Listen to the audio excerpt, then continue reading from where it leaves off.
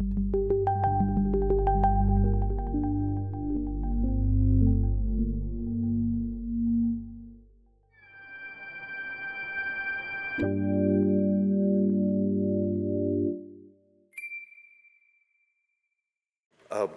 ladies and gentlemen, my brief this morning is to talk about the imminent energy transition and offer some optimism from the front lines of that process, if you like. But before I do it, if you'll bear with me for a few minutes, I would like to relay some of the experience of the UK Industry Task Force on peak oil and energy security, which my company, Solar Century, convened, and as you can see from some of the snapshots there of the chief executives and chairman, there are some big companies in this task force, and as far as we know, Britain is the only country to have a pan-industry task force with a view counter to the view of the incumbency.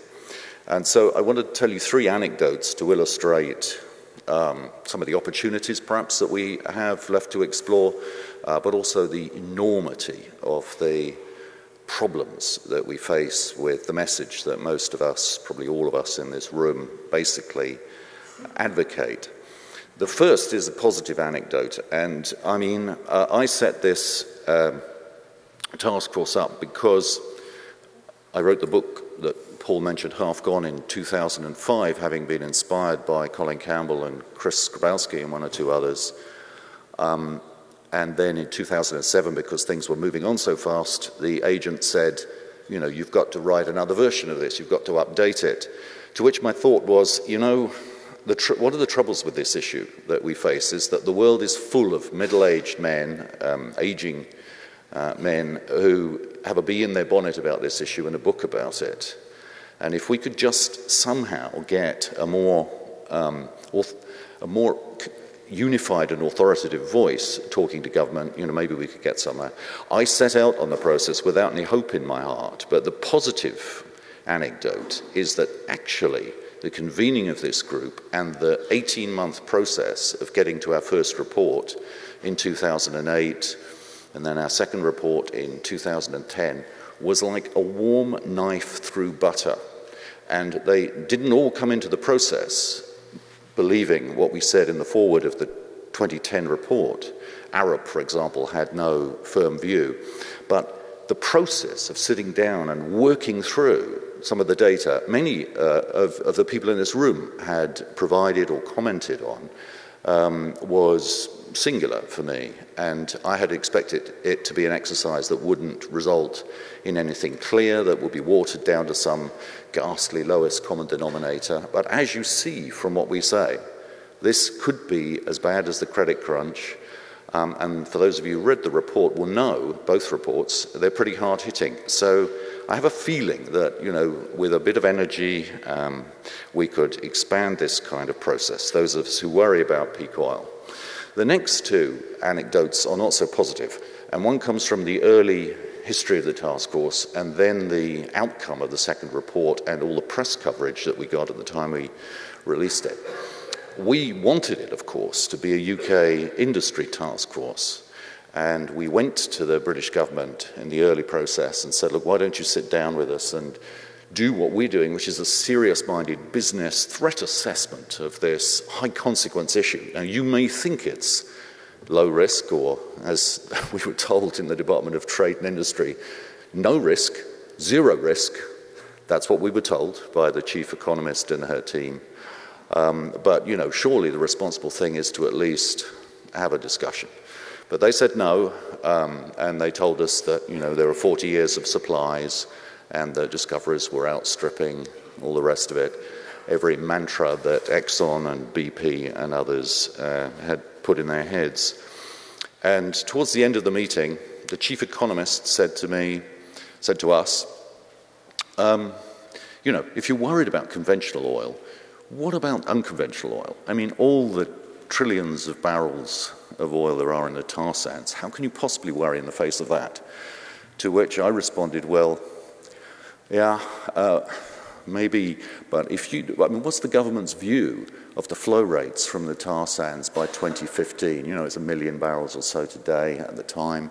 what's the British government's view as to what's going to be produced?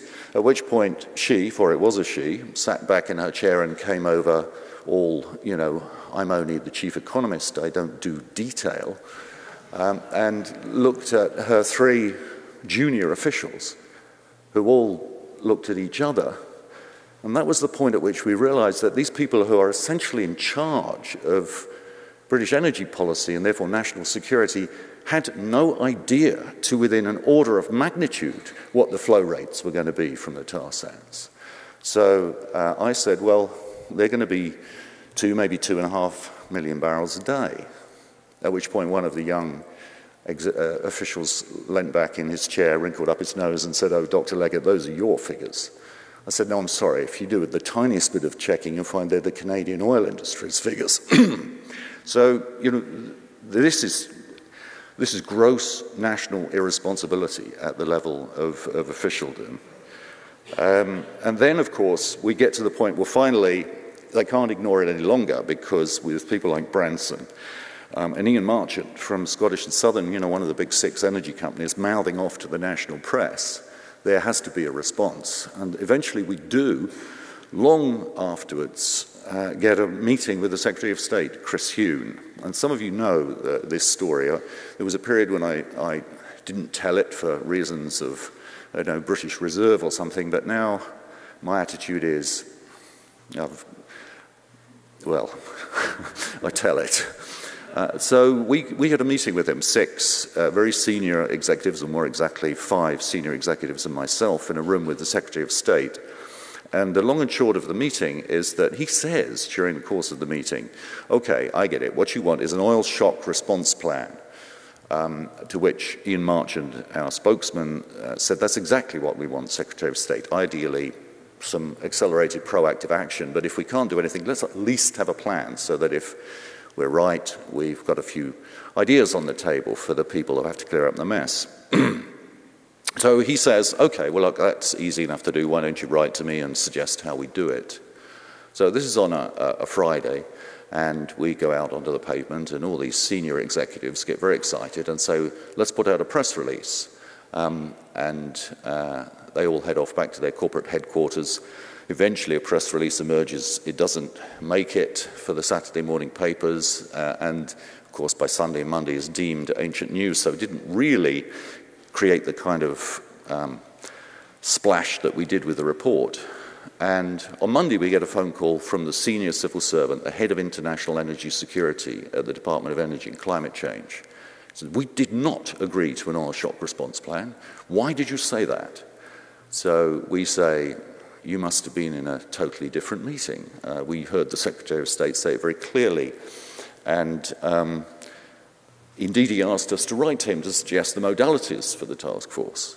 So we'll write to him, thank you very much. So the chairman, John Miles from Arup, writes to the Secretary of State, and 6 weeks later we get a letter from the Secretary of State saying we didn't agree to an oil shock response plan.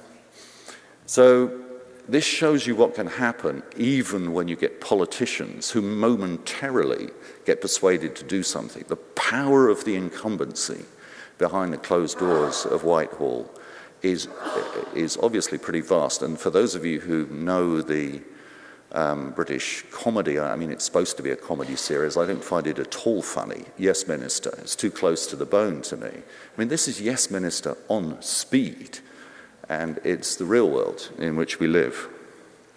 So with those rather gloomy thoughts, let me move on to the possibly positive vision on the right. Now, we all have our different views about what that artist's impression might look like in detail, but the bare fact is, whatever you think the configuration is, these technologies, strategies, tactics, all exist today and are out there in the field. All this is about timing. If we can get off that road on the left, and what's great about the road on the left is that you can believe in climate change if you want to. I suspect most of us in this room do believe it's a huge threat. Or if you come from Republican America, you can, decide you're not persuaded by that. And then you worry about oil security. Takes you to the same place. You have to get off that road onto the road on the right.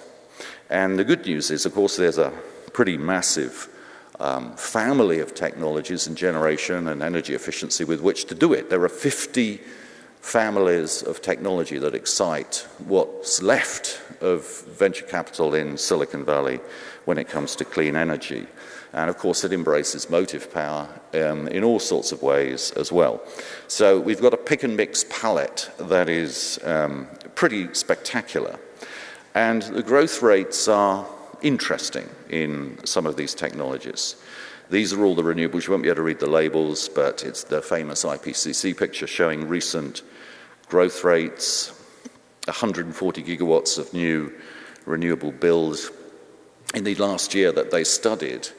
But in 2009, 2010, 2011, more wind and solar came on stream in Europe and America both than all other forms of energy put together. And in fact, this last year, here in Europe, more solar came on stream than all other forms of energy combined. And if you look at the yellow spike there, that's clearly the solar one.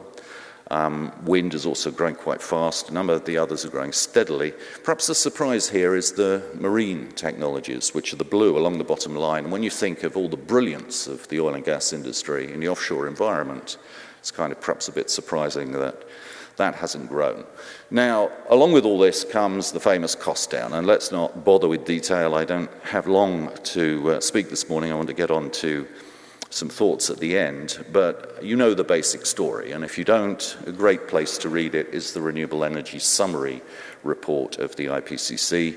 But you know, there's some pretty spectacular cost down in all this, so let's think about it all figuratively. This is what we're dealing with in cost and time.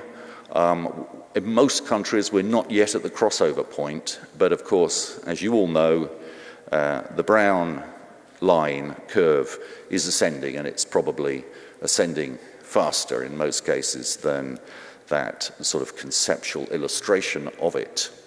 And this is what excites people, and this is why I think the growth rates are so big. But what's around the corner, why we really genuinely, I think irreversibly are, whatever happens in the policy world, on the edge of an energy transition, is that finance is finally coming to the party. And last year, the total invested in renewables was well over $200 billion. The energy industry globally invests around $1.3 trillion a year. And the fastest growth rates, of course, are in here. And it's just the beginning, because what's beginning to happen now is that green bonds are coming into the climate bonds, as Citi, among other people call them, are coming into play. And we're going to see all sorts of innovation in finance that will drive this already impressive process even faster and replace the price support mechanisms we have at the moment, the feed-in tariffs and the rest, in fairly short order with standalone markets that will integrate energy services. So more and more, this is all going to become a hybrid game, hybrid generation, hybrid transportation, and efficiency savings. So I want to focus on just one member of the family, which is solar. It's not a magic bullet, but it does happen to be the fastest growing one. And if you want a background on this and you don't know the industry, McKinsey have just a couple of weeks ago produced a brilliant 12-page report, which in their unique way pulls together all the evidence in wonderful charts. And I won't rehearse their conclusions, but do have a look at this. The main point that they come up with is that on current trends, and they use the word irreversible, this can't be stopped now. There will be an explosion in this technology, and we heard this yesterday from René, who I guess would share the view. They say that by 2020, just 8 years from now, there will be fully 1,000 gigawatts of economic solar potential, and this, McKinsey says, would change the face of the energy industry. And remember, this is just one member of a family that actually has weaknesses, significant weaknesses, and perhaps works best in strategic harness with others. So, to the extent that McKinsey sometimes get things right, not always, this is worth reading. And so we in the renewables industries tend to be very bullish about what we can do, and we have to actually suppress, a certain tendency that could end up in arrogance if we're not careful, because many of us believe these are disruptive technologies, and with the trends we have in place, people are going to be amazed at how quickly we displace the incumbency. So another study I'd recommend to you to get a feel for this bullishness is Jacobson and Dellucci, who lead teams at Stanford and Berkeley doing energy modeling, and their paper in Scientific American in October 2009, and they look at an 11.5 terawatt world of the kind that we will need in 2030, assuming the kinds of increases in energy demand that we heard about yesterday, and they model the available terrain, and this is discounting all the places where you wouldn't want to put it, and they come up with, an easily accessible resource, if you like, and then they model it down to the last power plant combination. And in this particular scenario that they run, there's no biomass, no biofuels. That's obviously an addition that can be made. It's just solar, wind, and water technologies that they use. This is how they get there. You can read the figures for the different configurations of power plants. It doesn't really matter what the details are. It's just a scenario. But the point that's really intriguing for people like me is that none of these technologies, in a scenario like this, by just 2030, involve mobilization of technology at any rate that is faster than technologies have already been mobilized by society. And we talk about the internal combustion engine here. Maybe the tank in America for a short period in the Second World War was mobilized faster. But the mobile phone and all the rest of it. So we really are bullish about what we could do in a world where there was unity of purpose. And so now let me tell you, a few stories from the front lines as I experienced them. I elected to set up Solar Century because, I wanted to try and create a company that would be able to light a candle for hope and just sort of show the way in one member of the family. And what we do, we are the largest downstream solar company in the UK. And what we do includes these roof tiles, solar electric roof tiles that are designed in Britain and outsourced manufactured in China. And we also do solar thermal, so it's a heating story as well. And if you look at this row of social housing, this is Britain's first solar-powered street. If we had been able to work in partnership with people who are a little more interested in the energy efficiency, these could easily have been zero-carbon homes. As it is, they're very low-carbon homes, and you don't even need to use the roof. I mean, this is also social housing, but here you see the solar electricity and solar heating arrayed along the back of the development. And nowadays, of course, we are doing zero-carbon housing, and the development at the top left, architect's drawing, bottom left is the real thing. It's a community for low-income workers for actually a power company. So we did this project with Scottish and Southern, who are also an investor in my company, one of the big six. So I have big energy inside the tent, not outside. And we did it quickly. We did it in a matter, actually, of just a few months from the inception of the project to the completion of it. It's designed for community, and it includes motive power. So the community has its own vehicle that it sort of time shares, uses to go down to the shops, whatever, and is charged easily with the electricity that's left over from the roofs. Our solar roof tiles there do way more electricity than is needed with constant occupancy of all the buildings. And you might say, okay, that's electricity, what about the heating? There are 4 separate renewable energy technologies on site in the facilities room of that development that any one of them can do all the heating all year round. Air source heat pump, ground source heat pump, wood chip boiler, and actually there's some solar thermal on the roofs as well. Okay, you say this is airtight, modern design, easy to do. What about retrofit? That's another story. Retrofit is slightly more difficult, but nowhere near as difficult as people who want to erect barriers would have us believe. Now, plenty of roof space available. This is a facility where, obviously, we're providing way more electricity than they use inside it. Vertical space as well, where you're displacing decorative materials. This is a bank headquarters that we did in Manchester. And you can also do it on the ground, on brownfield sites. And this, I think, in the energy transition is where there's a huge overlap.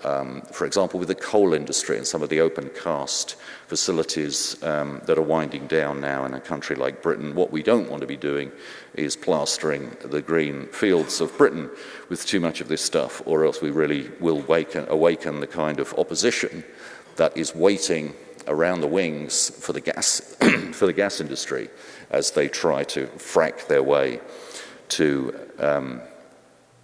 a zero renewables Britain. Now, there's something that's pertinent to our problems with peak oil in looking at this advance towards the energy transition. And here, again, let me give you some sort of rash anecdotes from the front lines as I experience them. This is the Financial Times' characterization of what's going on in clean energy.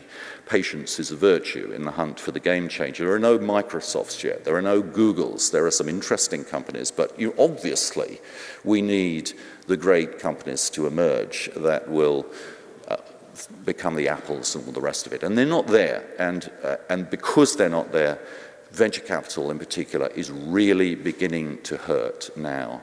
So let me just say, lest I get myself into trouble, I have heard stronger language than this in Silicon Valley. And of course, it's all part of a tableau where we know we have wider problems with our basic operating manual. Who would have thought a few years ago that we would live to see these kinds of things on the front page of the Financial Times? Capitalism in crisis. We know we have an inability to recognize systemic risk. And I think that's what's at work here. My final little set of slides is about the incumbency as I experience it. I think of the energy incumbency as a quasi-institutionalized human culture with three main groups and a strong default self-defense mechanism that can be deadly to those that stand in its way. The first is many, thankfully not all, but many of the leaders of the energy industry. They really try hard to keep us locked into things like gas and nuclear and away from the loss of customers that will be involved by a full awakening of renewable potential. The second group are the bankrollers of big energy. Thankfully, not all of them, but many of the leaders in conventional capital. Simply stated, conventional capital prefers big energy for all sorts of reasons, but in particular, bonuses come easier. Just look at all these investment banks involved in the underwriting of Glencore. Who is even left to offer any potential critical thoughts, even if they had a mind to? And the third group, of course, is the institutional and ideological supporters of big energy in public service. So for politicians and civil servants, the idea that you can keep power centralized literally and metaphorically is a deeply beguiling one. And thankfully, it's not all of them, obviously. It's a complex picture, but many of the leaders in politics and the civil services take this view of big energy. And as a result, we have to struggle in the face of significant pushback. And the closer we get to grid parity, it seems to me, based on my experience on a daily basis, the more deadly it becomes. And peak oil is, and the selling of the peak oil message is all part of this. So the multi-million-pound PR machines below the radar of the big energy companies, and I know people involved in this, they tell me what's going on, are able to turn every occasionally malfunctioning wind turbine into national front-page tabloid headlines. They're able to persuade many consumers that the reasons their energy bills are going up are not because of the wholesale price of gas, but because of all these dreadful, undesirable green measures. And it's not just in the Daily Mail that you get this toxic self-defense manifestation. So every major oil field discovery, you know, becomes the death of peak oil. Every fracking exploration program becomes a new Qatar, gas too cheap to meter, and their lobbyists tell Whitehall officials, I'm told this as well by multiple sources, that there's going to be so much cheap gas in Britain that they don't need renewables at all. And my prediction is that actually they will never, I may be wrong here, but I think they will never bring in a single productive fracked gas well in the United Kingdom because of the Conservative opposition. Every injudicious email by a climate scientist becomes a faux Watergate able to derail an entire climate summit. So these are my thoughts. You know, we have lots to work with in the energy transition. We have lots of good arguments with the peak oil threat, but we mustn't ever underestimate just how enormous is the mountain we have to climb. But we have no choice but to try and climb it, and we've done many things before that offer us hope that we may yet be able to do it. Thank you for listening to me.